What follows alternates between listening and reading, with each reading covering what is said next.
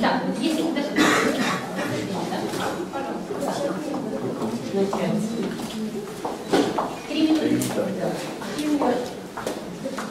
Понравилась сегодняшняя лекция.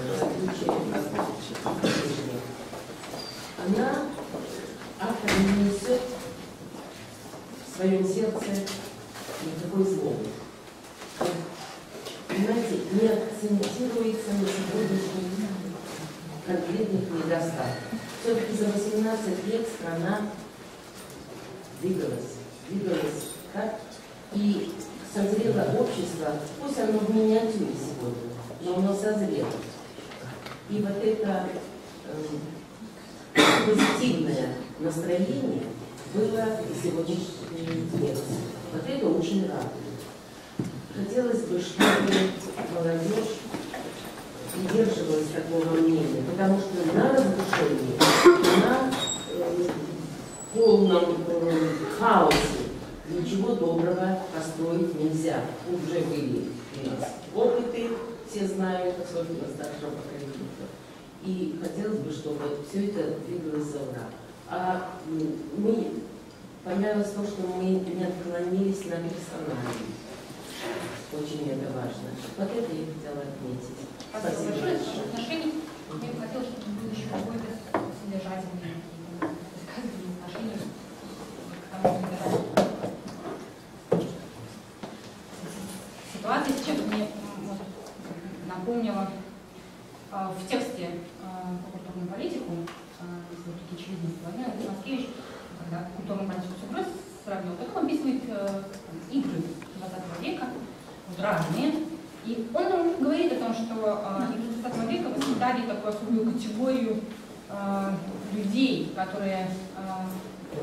которых называют болельщиками, которые теоретически, может быть, понимают всю раскладку ситуации, даже понимают, например, важность и необходимость своего слова, но не делают этого слова. Они не наблюдают, только комментируют. Вот эта ситуация почему-то мне вот напомнила это, потому что я вижу, что здесь сидит очень много людей, способных отнестись к тому, что говорил Владимир Маскевич, содержательно. Да, и тех и коллег, которые с ним работают, и которые издевались здесь Владимиром Маскевичем, которым апеллировали. Вот. Такая тишина в зале. Не знаю, что нам может сказать. Можно я спрошу? Пожалуйста. Можно разделить вопрос на две части? Сначала, может быть вообще вопрос? Может быть вопрос с неким отношением. Ну хорошо. Значит, вопрос следующий. Много было слов сказано на тему, что, например, тема реформы образования. Значит, наше образование должно быть лучшим. Дальше говорилось, что может оценить, или наша страна должна быть лучшей. Например, мы хотим, чтобы второй класс быстрее. Мы делаем это, путь там за 18 лет, что мы это делаем ради жизни в лучшей стране первого класса. Вот мой вопрос о ценностях. Еще было, я просто из контекста, просто почему я это задал вопрос, что были переосмыслены там глубинные какие-то ценности в процессе, когда было сформулировано понятие о культурной политике и так далее. Вопрос такой, а какие самые глубинные базисные ценности? Какие? То есть просто про это не было ничего сказано вообще всего. Я просто первый раз присутствую, может быть об этом говорилось раньше. Просто, может быть, все понимают, какие самые глубинные базисные ценности, но на самом деле в современном мире это вопрос совсем не тривиальный, потому что есть мнение, что их нет, к примеру. Вот. Так вот, какие, можете вкратце, не пускаться совсем уже.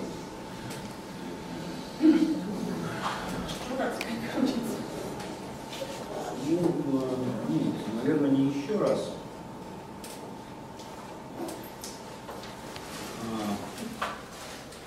Понимаете, такая вещь.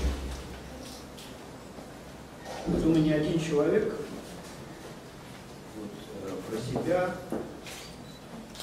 отдельно, изолированно не может сказать, что он способен поменять базовые ценности. Не, ну я просто, вы там Да. упомянули, что вы переосмыслили. Но переосмысление и изменение отношений к этим вещам, да, это другой разговор. И мы не можем считать себя современными людьми, если не принимаем участие в переосмыслении.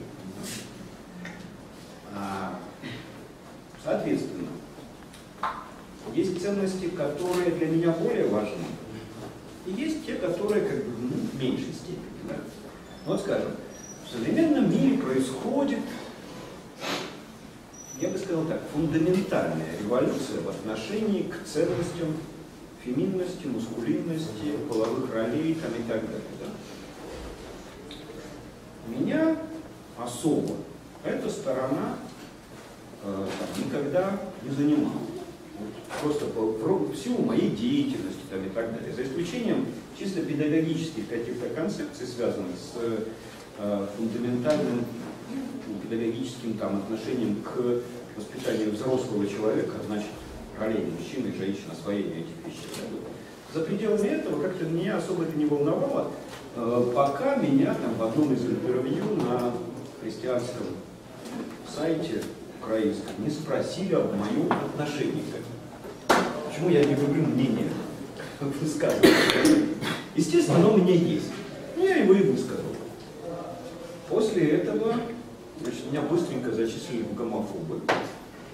Ну и там много всего на этот счет было сказано. Хотя по отношению ко мне, ну, это второстепенная такая вещь. Да?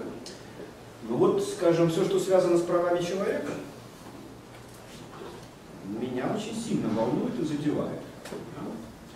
И, например, мне приходится разбираться с тем, а в чем состоит различие, скажем, Декларации прав человека и гражданина, принятой во время Французской революции в конце XVIII века, и Декларации прав человека, которой определяется современная жизнь, которая принята в 1948 году в прошлом столетии, да, то есть через 1,5 столетия.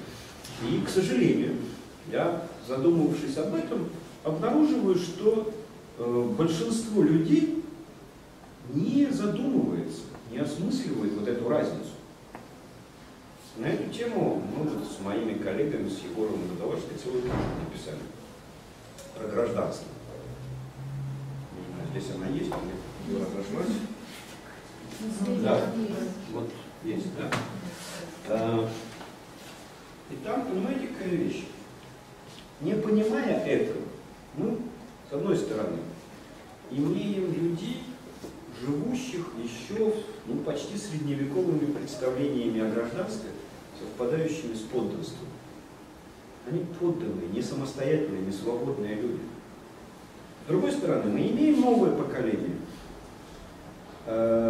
выросшее, ну скажем, на декларированных правах человека. И они думают, действительно думают,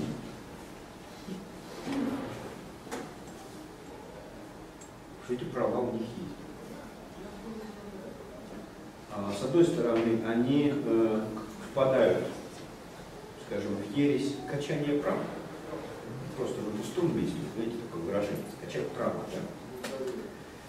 Да? А с другой стороны, они думают, что эти права действительно естественны, что ради них не надо делать усилия, стараться, да?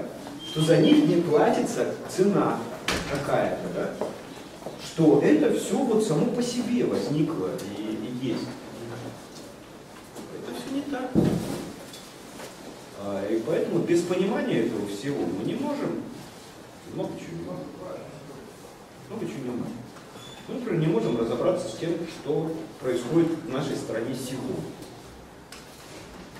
Где мы живем и почему. Одни люди считают, что мы живем в абсолютно свободной стране. Никто никому не мешает, говорят они. Мне, говорят многие люди, да, никто не препятствует реализации моих прав. И в самом деле посмотришь на этих людей, понимаешь, никто в этой гуманной стране не мешает реализации их прав. Но диапазон их прав, как они себе это представляют, очень маленький, поэтому никто и не мешает. Да? У других диапазон прав шире, потребности шире, да? Нужды у них есть какие-то, которые выделяют их, делают их особенными. Да? Вот кто-то, например, ни разу в жизни не был в театре. Да? А кому-то недостаточно театров, которые есть в Минске. Ему нужно съездить, например, там, в Варшаву, в театр, в Ласкау, да? А ему визы не дают. С жиру бесится человек. Кто-то считает, что он бесится с жиру, да? А он иначе жить не может. И тогда, вот, понимаете, я не могу переоценить ценность, я не могу отменить 10 заповедей Божьих, там, да, не могу многие чего, культурные ценности белорусов отменить. Но я должен о них думать. Если я об этом не думаю, если я не осмысливаю их, да, то они для меня существуют, ну, примерно как природные явления. Или не существуют как природные же явления. А человек ведь отличается от природного существа.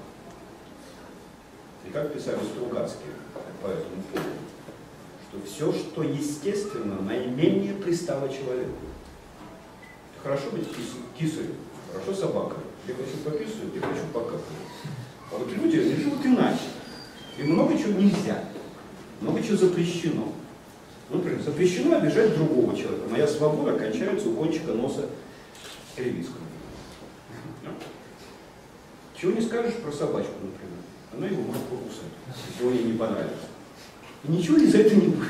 В смысле, моральное осуждение не предвидится. Если Кривицкий только сам ее не побил. А у меня совесть загрызет, если я его покусаю. Ему посадят. Ну, не знаю. На то ли я отвечал. Можно? Уважаемые коллеги, я с большим удовольствием выслушал сегодняшнюю лекцию. Я еще раз отследил такой, значит, можно сказать, что очень сложный путь Владимира Москевича к созданию, так сказать, программного обеспечения изменений, так сказать, позитивных изменений в Беларуси, его культурной политики и так далее и тому подобное. Мне страшно импонирует вот эта его ориентация на уникальность, на создание того, что нигде больше нет. Понимаете? Страшная беда нашей, так сказать, нашего общества заключается в его вторичности и провинциальности. Мы будем зависимы от того, что в Москве или там еще где-то. Даже Конституцию 1994 года сделали на основе компиляции фактически, разработали на основе компиляции из различных конституций других стран. Значит, вот эта уникальность сделать нечто такое, чего не было в мире. Она не просто контрастирует с тем, что вот мы находим вокруг себя. Она очень полезна, потому что она является примером для подражания, примером для деятельности. И я тоже вот строю свою деятельность именно таким образом. Сделать то, чего не было в мире. То есть я сам философ, вот сейчас выходит моя книга «Эволюционизм» в Москве, к сожалению, не в Беларуси. Вот. И я стремлюсь именно в своем творчестве, в своей деятельности. Я 5 лет писал эту книгу, несмотря на то, что было очень тяжело. Вот. И надеюсь, что это будет книга такая, что она будет примером для европейской, для мировой философии. Вот эта вот амбициозность, это стремление сделать лучше, она создает прецедент, понимаете? И она позволяет втянуться как-то вот белорусскую элиту в этот процесс создания уникального, создания уникальной культуры, процесс преодоления тех слабостей, которые существуют в белорусской культуре сегодня. в этом будущее. Вопрос, он сейчас не часть вопроса. Сейчас часть какого-то отношения и выступления. Ни у кого больше нет? Я хочу спросить вот понимаете, бездуховность — это вот проблема вообще всего общества, вообще всего белорусского, глобальная проблема, бездуховность. Вашей культурной политики. Бездуховность, это не думайте, что это религиозно, нет, это информированность, это знание, это вообще интеллект, это все включается в духовность. Так вот, бездуховность — это проблема общая. И не исключена и здесь и Беларусь наша. При всем том, что создавалась как наша культура, все, эта проблема есть. Так вот, хотелось бы спросить, вашей культурной политики предусмотрено ли вот это вот выход из этой бездуховности в части информированности? Потому что, значит, например, вот в учебниках истории все в этот период, как я как жертва репрессий, этот период репрессий, оно остается как бы в тени, и мы отскакиваемся от какого-то 94-го и прочее. А у нас сформировалось еще наше сознание до того еще, до 94-го. Вот эта вот бездуховность, как вы думаете ли вы там освещать эти вопросы, раз. И второе, вы говорили о Декларации прав человека. Значит, учитываете ли вы то, что когда принималась Декларация прав человека ООН в 1948 году, Беларусь уже к этому времени 3 года была членом ООН. И в 1948 году Декларация прав человека, а вы понимаете, что 49-й еще, 50-й до 54-го года в Беларуси закапывались в этом, сейчас скажу, штабеля на морозе. Штабеля на морозе. Понимаете, вот в чем дело. Они погибали. И никакой ООН, никто об этом не позаботился. Вот так это вот это можно, о чем говорит Декларация прав человека. Когда еще много лет, еще в Беларуси штабеля на морозе складывались. Как вы будете осуществлять в вашей культурной политике вот это вот движение от бездуховности к духовности? Спасибо.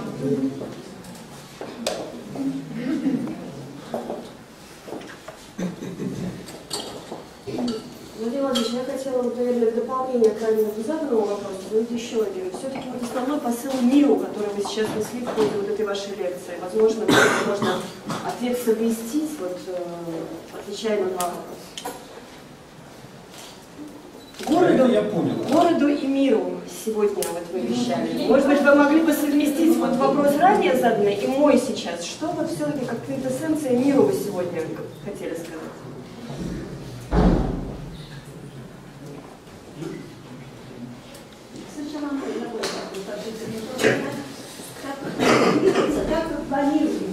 Понимаете, я страшно не люблю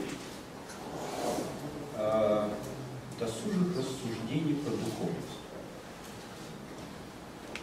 Я знаю огромное количество интеллектов, пикейных жилетов, которые много слов про это говорят,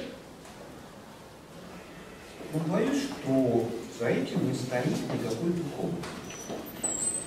Как в этой восточной поговорке, да?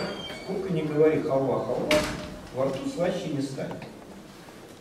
По-моему, духовность, она не повторение этих слов. И особенно не в обсуждении кого-то за бездуховность. И я много слышал, опять же, в Советском Союзе, и сейчас до сих пор слышу про духовных славян и бездуховный Запад.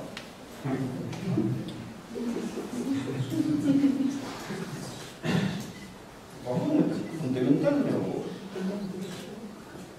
Я в Америке не был, но в Европе много бывал. И вижу там гораздо больше духовности, чем в сегодняшней Беларуси.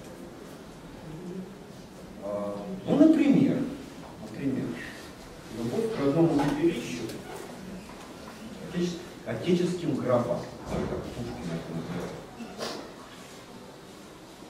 Да, многих белорусов складывали штабелями и закапывали в братские могилы.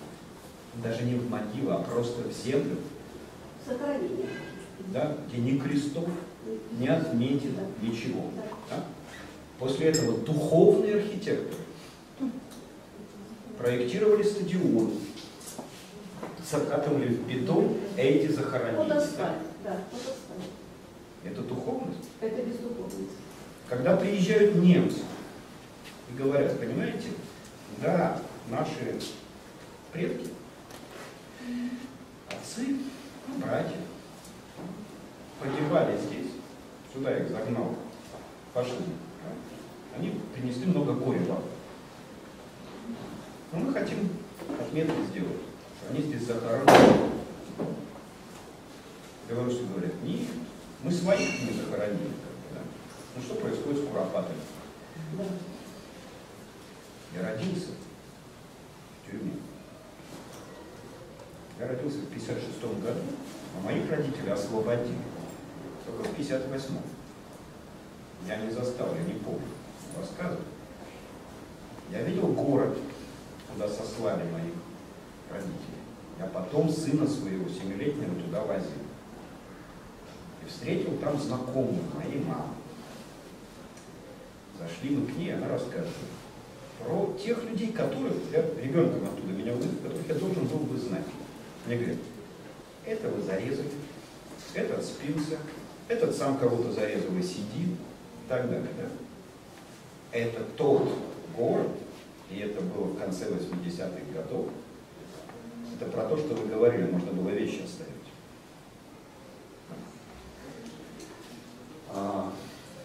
Понимаете, очень много пустопорожней болтовни про духовность, про высокое, чистое, светлое и так далее. Я так понимаю, про это очень просто. Ты готов платить цену за это, за свободу? Понимаете? И не думай, что вот надо там растопыривать пальцы и говорить, я готов, готов. Ну, кто готов, тот платит. А кто не готов, тот треплется. Да? Вот скажем, в 1948 году белорусов репрессировали, и мы жили тогда в диктатуре, а Элеонор Рузвельт, понимаете, там с трибуны ООН принимала декларацию прав человека. Во-первых, это декларация. Да? Это надо помнить. А во-вторых, а сегодня белорусы что-нибудь сделали, когда вот вчера, позавчера 200 человек в Сирии, мирных жителей, замочили? Что мы сделали для того, чтобы предотвратить зло в мире? Мы такие духовные, раздуховные. Да? А когда мы послали в Ливию на помощь диктатору своих специалистов, которых сейчас осудили, достаточно гуманно, между прочим, не к смертной казни приговорили, а мы начинаем качать на уровне ООН права там, да? Что эти наши люди не совершали военных преступлений, они вообще там с мирными целями находятся. А где доказательства, что они с мирными целями? Мы духовные. Нет, мы тоже не духовные. Есть в вашей программе вот это вот выход из этого состояния, из духовного. Ну, а выход? Кто-то должен начинать. А выход? Ответственность надо нести за любые действия, брать на себя ответственность. Вообще говорили, с себя начинать выглядит. Кто-то должен. Вы сами должны. Кто себя, когда привезли, забирали, со своих детей, со своих внуков вы должны начинать. Так кто себя, когда вывозили, никто ж не спрашивал. Это уже было. Было, надо об этом говорить. А что сейчас происходит? Понимаете, даже и вот отвечая, начиная с реплики в ваш адрес, я к Елене Толкачевой.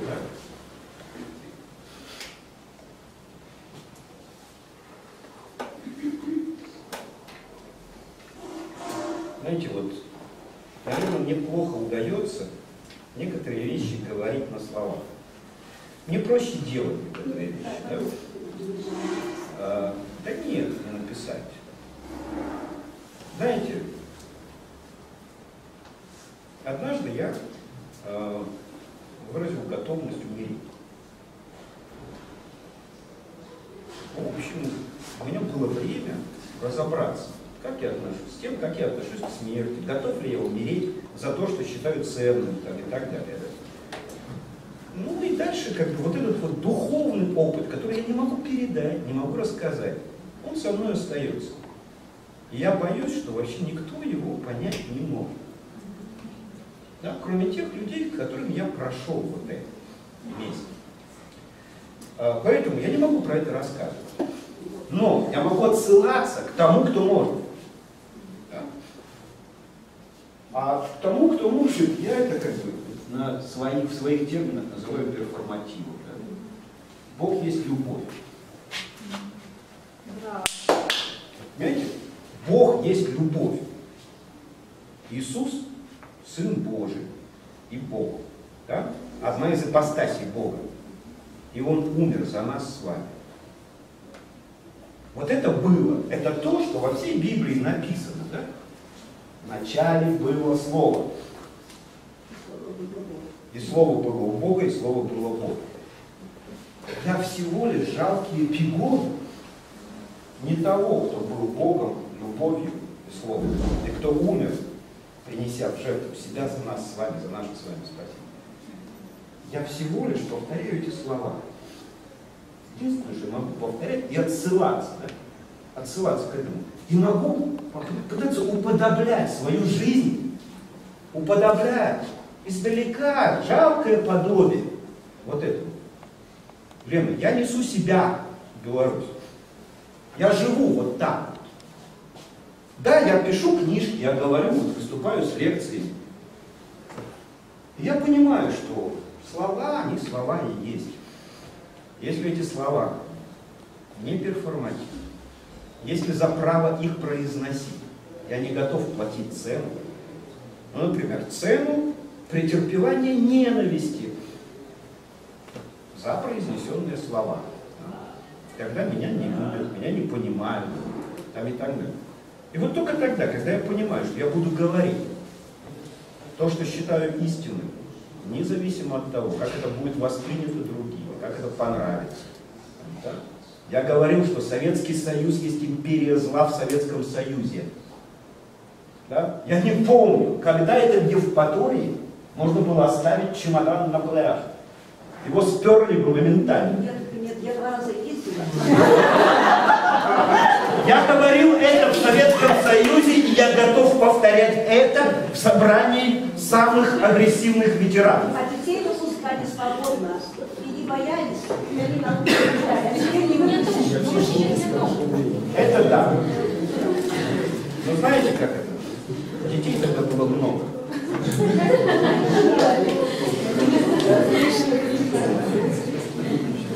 И сейчас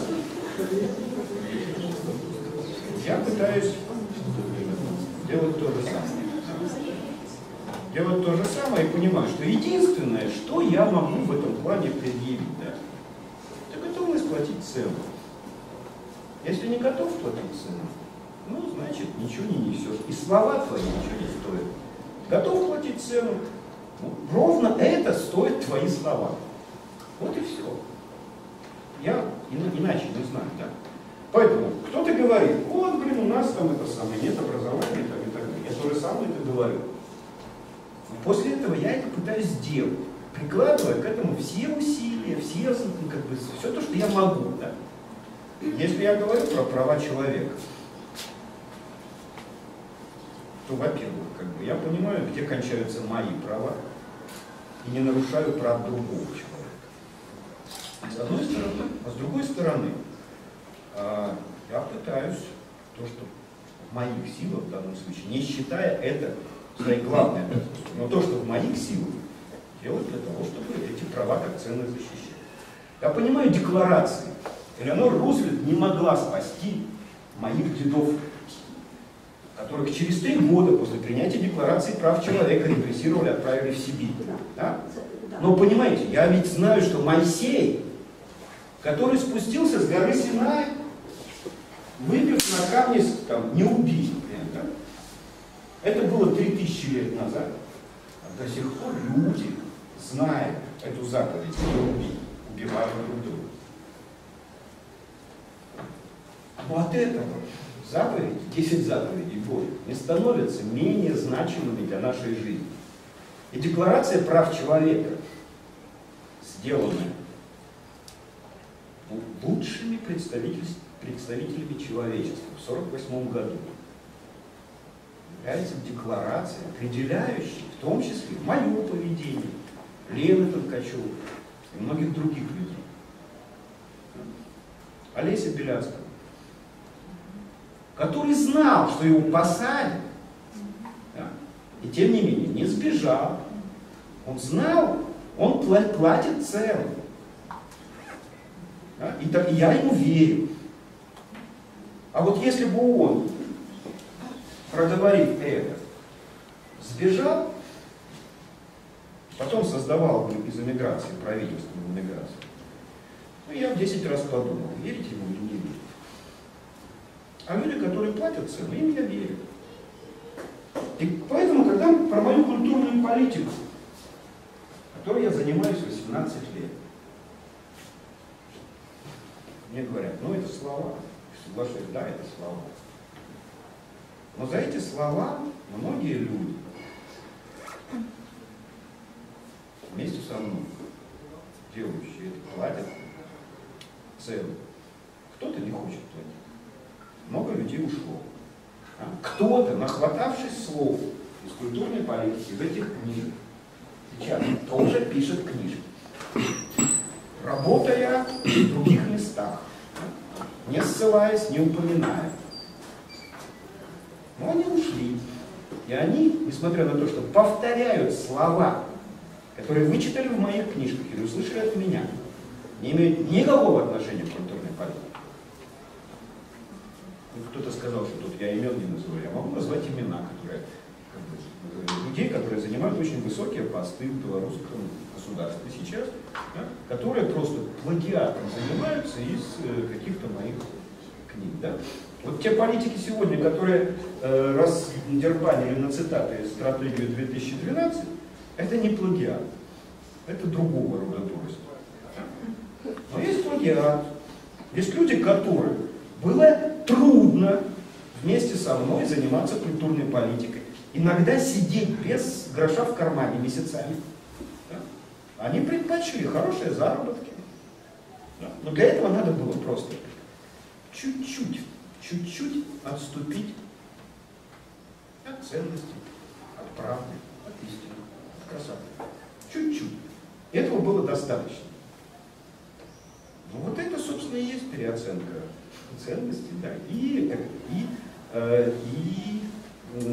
доказательство, да, что это не пустые слова. Можешь? Не можешь. Делаешь? Не делаешь. Поэтому, опять же, это очень, знаете, все трудно, да. Читая книгу, ты ведь не знаешь, кто ее написал. Да? Да и, как правило, мы не интересуемся, вычитывая слова, какая разница, кто это написал. Какая нам разница, кто сказал, что Земля вертится вокруг Солнца. Мы же знаем, что это так, конечно. Но это уже 500 лет сказано, мы к этому привыкли. А когда говорятся вещи, которые вот только-только сейчас говорят, и мы попадаем в ситуацию, вот Ганди, который говорит, помните, описывая свою деятельность, сначала они смеются над тобой. Потом, когда они отсмеялись, а видишь, что ты продолжаешь, они начинают над тобой издеваться или тебя бить. Я не помню точно, как там Ганди прописывал, но он платил. Платил за все, что он делал. Платил тем, что терпел насмешки. Потом, когда его сажали в тюрьму, потом там еще и да. В конце концов, он говорит, и ты побеждаешь. Хорошо. Ему было хорошо. Он победил. Ну, собственно, как бы история дальше расставит все на свои места. Кто победил, тот победил. Кто не победил, тот не победил. Я хочу побеждать. Но не где-то там в Индии, не где-то там в Брюсселе, в Москве, там еще где-то. Здесь, в этой стране, с моим народом. Вместе. Потому что один не сможешь. Но сначала один. А ты против всех. Даже если с тобой есть другие. Вот мой учитель, который учил меня методологии мысли, от которого я нахватался многих вещей, которые лежат в основе моей культурной политики. Да? Когда в 67-68 году 7 человек вышли на площадь с протестом против введения советских войск в Чехословакию. Да? Когда советские солдаты, духовные и раздуховные, давили свободу чехов. Да? Они вышли, 7 человек вышли протестовать. Их всех посадили. Тогда 100 человек подписали письмо в ЦК, да, в защиту этих 7. А многие люди еще хотели выйти на площадь. В том числе все последователи моего учителя Георгия Петровича Щедровицкого. Они хотели быть там на площади. А он говорит: ребята, Советский Союз уже на тот момент, 68 год, загнивает. Вы надежда. Вы должны жить и работать. Поэтому лучше я пойду. Он подписывает письмо, вылетает из партии, и 7 лет. Это не советский, это не сегодняшнее время, да? Когда безработным можно прожить. В Советском Союзе 7 лет его не брали на работу. На факультете в МГУ у вахтеров был лист с его фотографией. Этого не пускать на порог. Понимаете, вот и он один платил за всех цену. Ну, я надоел.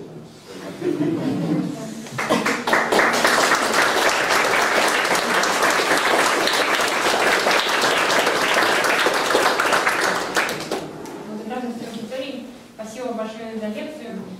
Я бы в завершении, посмотрите, хотела бы тоже отнестись к части того, что вы говорили. Вы говорили здесь, там делать, и вы называли узкий круг людей, коллег, единомышленников агентства гуманитарных технологий, и вот здесь такие нарастающие дискуссии, которые позволяют я переходить в это мысль. Тем самым, как мне показалось, создавали эту разноуровневость присоединения, улучшения до того, что вы описываете в программе культурной политики. И поскольку аудитория у нас тоже разноуровневая, наверняка какое-то разное отношение, то я хотела сказать, что если действительно вас что-то затронуло и близко, то вы на разных уровнях можете к этой культурной политике присоединяться. И один из них – это ведущий университет. И я обращаю внимание здесь на адрес сайта, дискуссионной платформы «Ведущий университет». Скоро у нас перерыв лета, но в сентябре мы снова вернемся, будет Новый год, и я призываю вас зарегистрироваться для того, чтобы быть в курсе того, что происходит в Ведущем университете, если вы, конечно, желаете послушать. Следующая лекция у нас 22 июня. Геннадий Сванович, тему пока вам не скажу, она будет здесь в галерее У, и это последняя лекция в этом сезоне в цикле публичных лекций у Еще раз спасибо большое.